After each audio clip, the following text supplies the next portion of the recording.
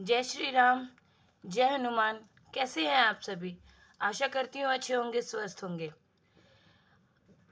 आज जिस विषय पे चर्चा करने जा रही हूँ या जिस विषय के बारे में शायद बहुत से लोगों को आज तो दावे के साथ कह सकती हूँ कि बहुत से लोग ऐसे होंगे जो इस बात से अनभिज्ञ होंगे।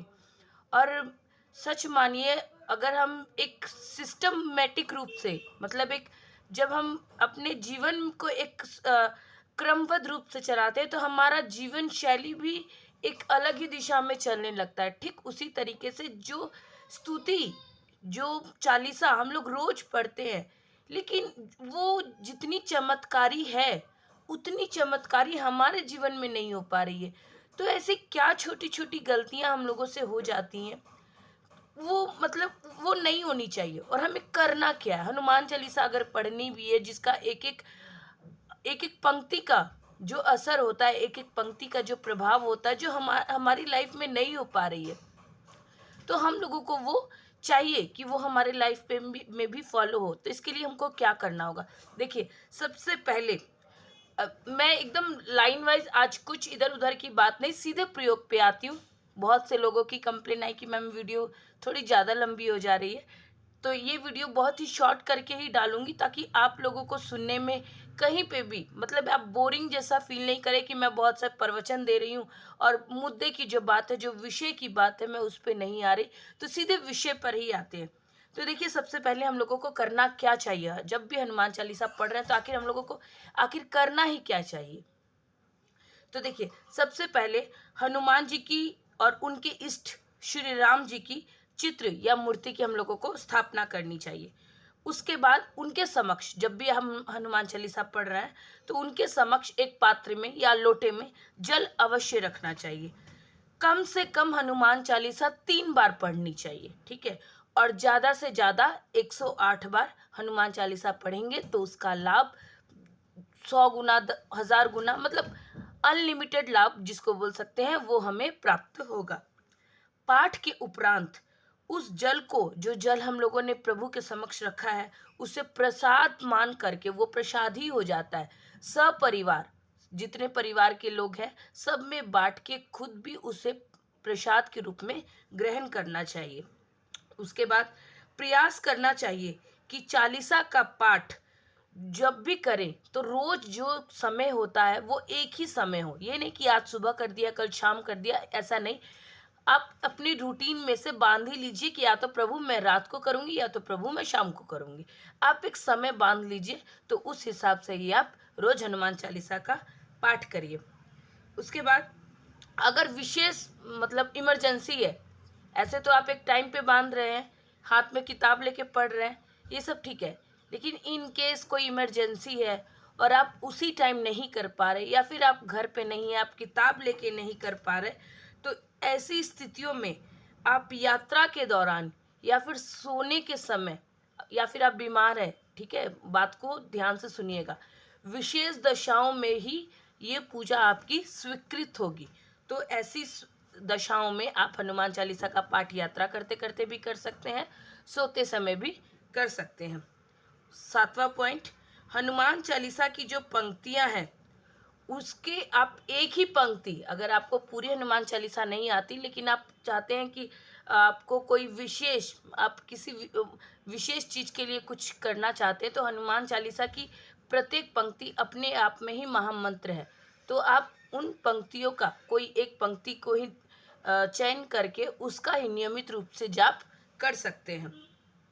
नॉर्मली अगर आप चाहते हैं कि जैसे मैंने कहा कि हमें कम से कम 3 बार पढ़ना चाहिए, लेकिन आपको समय का अभाव है, तो और आप नहीं भी कर पा रहे, तो आप संकल्प ले लीजिए कि प्रभु मैं एक पाठ शाम सुबह करूँगी, एक बार पाठ शाम को करूँगी। इस तरीके भी से भी आप अपनी पूजा को प्रभु के समक्ष अर्पित कर सकते हैं। लेकिन अगर आप जीवन में सक्सेस चाहते हैं, किसी बड़ी समस्या आ गई है आपके ऊपर और आप चाहते हैं वो समस्या आपकी तुरंत हट जाए, और इसके अलावा मतलब आपको कोई राह नहीं दिख रही, ऐसी स्थिति में आपके जीवन में आपको लग रहा है कि कहीं ना कहीं से बाधा आपके कार्य को रोकते जा रहा है, आप मतलब आप हार गए हैं, आपको समझ नहीं आ रहा कि अब और क्या करें, किसके पास जाए जो मेरी थोड़ी सी मदद करे, 99 पे आके आप रुक जा रहे हैं। कोई एग्ज़ाम दे रहे हैं आप, 2 नंबर 3 नंबर से आप रह जा रहे हैं। ऐसी स्थिति में, ऐसी दशा में आपको हनुमान चालीसा का 7 बार लगातार पाठ करना चाहिए, तो इससे भी आपको बहुत ही लाभ मिलेगा।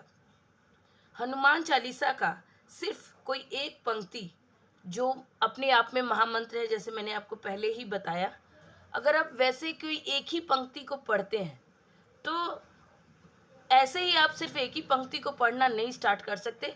हर चीज़ को पढ़ने का एक नियम होता है और बहुत सारी सावधानियां होती हैं जिसका पालन हमें करना पड़ता है।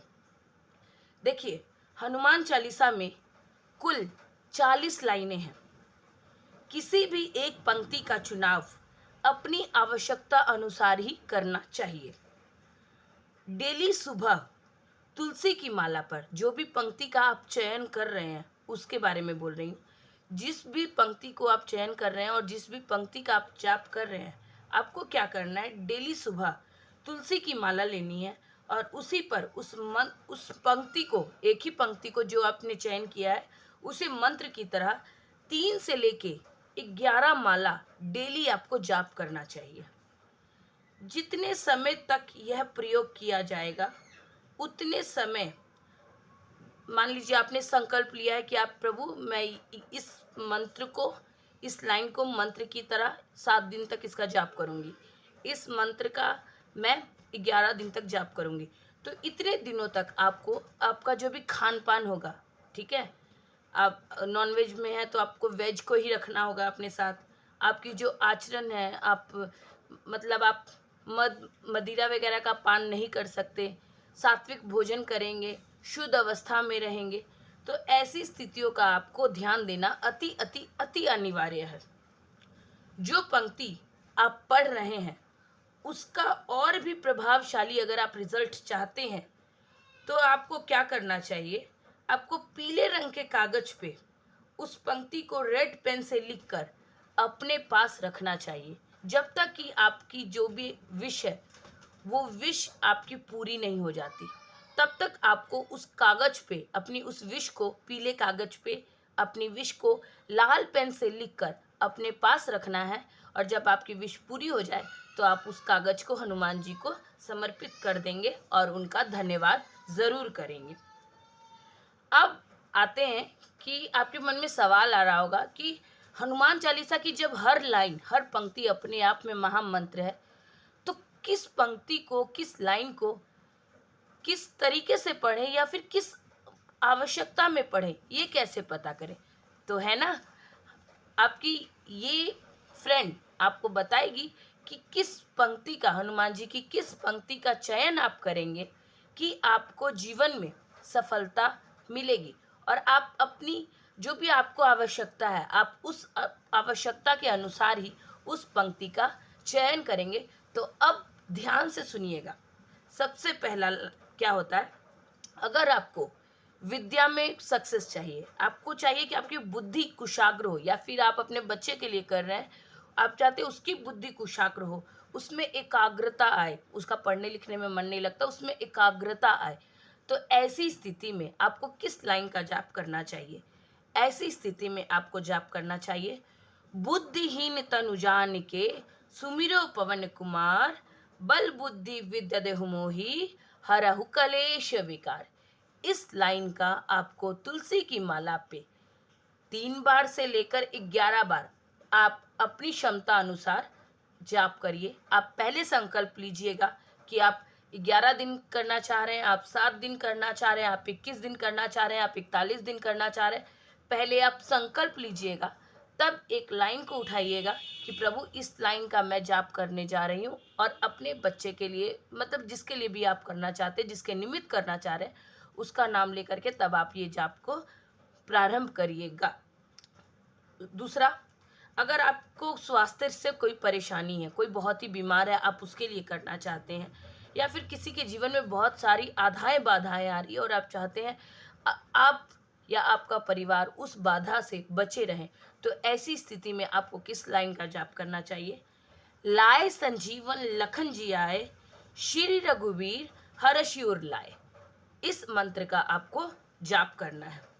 उसके बाद आते हैं, अगर आप चाहते हैं कि आप जैसे आप पति पत्नी, आपके रिश्तों में आपको मजबूती चाहिए, माँ बेटे के रिश्ते में मजबूती चाहिए, भाई बहन के रिश्ते में मजबूती चाहिए, मतलब कोई भी रिश्ता जिसके साथ आप चाहते हैं कि आपका रिश्ता मधुर बन जाए और आप रिश्तों को महत्व देते हैं, तो ऐसी स्थिति में आपको किस मंत्र का जाप करना है, किस पंक्ति का जाप करना है?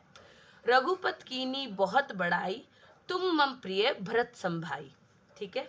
इसके बाद आते हैं, अगर दुर्घटना से बचना है या फिर किसी में बहुत क्रोध है, मतलब वो क्रोध के कारण बहुत गलतियां कर बैठता है, वो आपका पति हो, आपका बच्चा हो, आपकी पत्नी हो, आप किसी के लिए भी करना चाहते हैं, तो उसके लिए आपको किस लाइन का जाप करना है?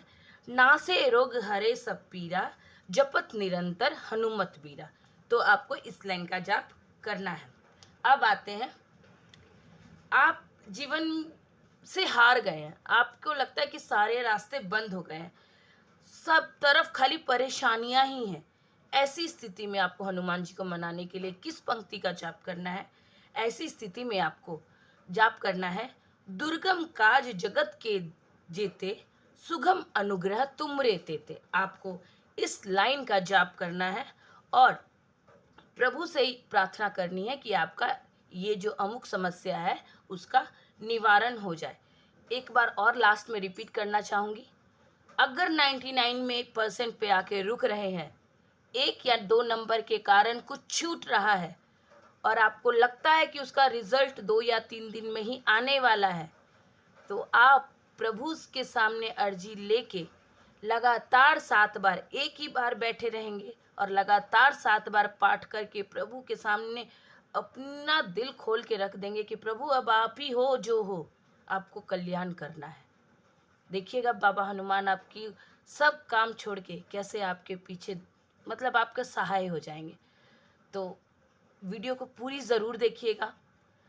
आई होप आप लोगों को बहुत ही इन्फॉर्मेशन ज़्यादा अच्छी लगने वाली है, क्योंकि ये हनुमान चालीसा देखिए पढ़ते तो सब है, मगर जब महत्व जब तक नहीं जानते ना, तब तक लगता है कुछ अधूरा रह गया है। तो आप खुद भी पढ़ें, अपनों को भी पढ़ाएं और अपने नियर एंड डियर के साथ शेयर भी करें। तो जय श्री राम, जय हनुमान।